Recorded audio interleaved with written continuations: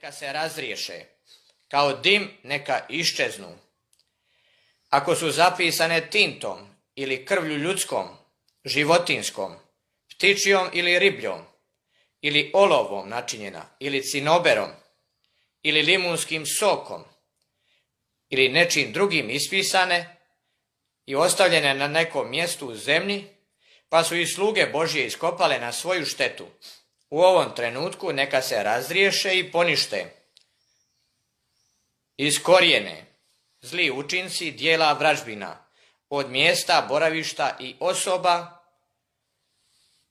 od članova naših obitelji, od nas samih, po ovoj molitvi pred Tvojim milosrđem, Bože svemogući, trojedini. Pošalji nam pomoć iz svetišta, brani nas sa Siona. Neka nas podupre zagovor Svete Bogorodice i svih svetaca. Bilo da su ove vražbine u dvorištu kuće zakopane ili su po njem razasute ili su na nekom metalu napravljeni čvorovi, neka se sada razriješe. Bilo da su provučene kroz kosti ili su u more ili u bunar ili u grob bačene, neka se sada razriješe, kao dim neka iščeznu.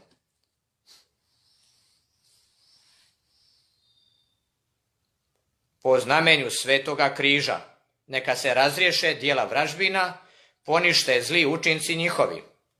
Bilo da su načinjene noktima ljudskim, kandžama životinskim, bilo ptica živih ili uginulih, ili sa zemljom od umrlih, ako je načinjen napitak, zemljom z groblja, neka se razriješe i ponište zli učinci njihovi, po znamenju Svetoga križa.